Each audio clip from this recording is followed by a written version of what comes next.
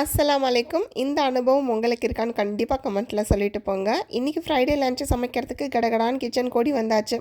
இன்றைக்கி நம்மளோட special menu பார்த்திங்கன்னா சூப்பரான வஞ்சிர மீனில் ஒரு மீன் பிரியாணி தான் ரெடி பண்ணிகிட்ருக்கேன்.